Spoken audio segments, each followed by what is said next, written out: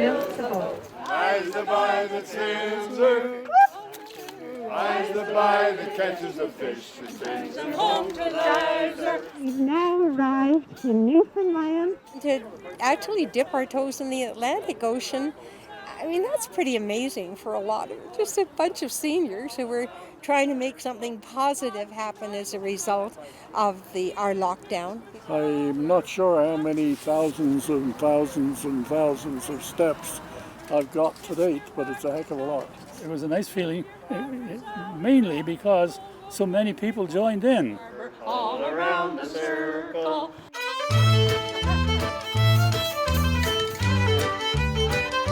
We started in April measuring our steps in the snow. We started walking for exercise, but since and we could only walk a certain place, we couldn't. We were sort of in partial lockdown, so we got permission to walk around the building, and we said, "Well, I wonder how far we've walked." Well, we've gone 700-800 steps. Yeah, but how far is that? So we got the tape out and measured about half a dozen people's steps, took an average, and decided, it's about a half a kilometer around this place.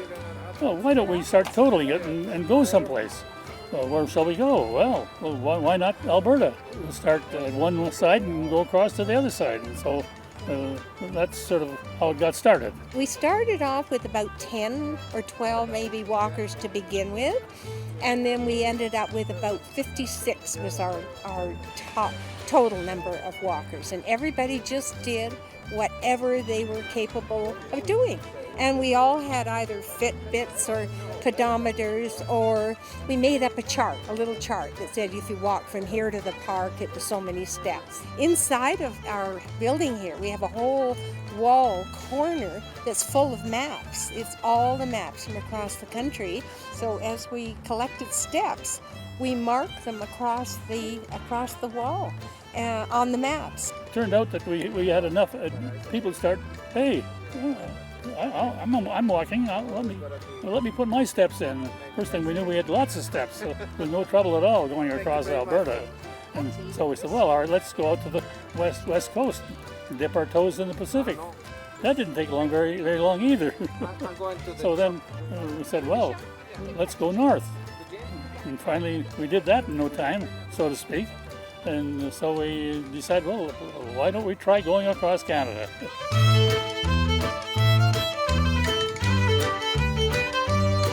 It felt good to get to the tip of Newfoundland. I've been there live, and it was pretty exciting to be there, and then virtually to be there today. And I thought it was rather nice to get that far, and to have helped the people in here have a little bit of fun as we live through this terrible pandemic.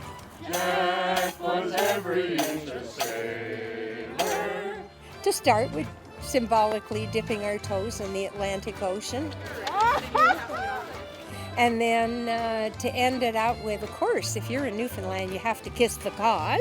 Don't actually kiss the cod. And it was fun to have a little screech at the end. My husband and I were in Newfoundland about 20 years ago. He got the Screech and he said, we're going to take it home and we're going to have a wonderful party sometime or other. Well, that didn't happen in his lifetime, but it did now. And so it was my pleasure to share the Screech with all of my fellow Marda Looper walkers here. Yeah. Cheers, everybody. Cheers. Cheers. Cheers. We felt that we really needed to bring closure to this trip and celebrate, because that was pretty amazing. I mean, our average age is 89 years young. So it really needed to have a celebration. I think it feels like a bit of an accomplishment. So I don't plan on stopping walking. I think there's quite a few of us still keeping track of our steps and jotting them down, and so they'll be available to go somewhere. So I'm hoping we'll go south. We could stop in Salt Lake City or Vegas. Who doesn't want to stop in Vegas?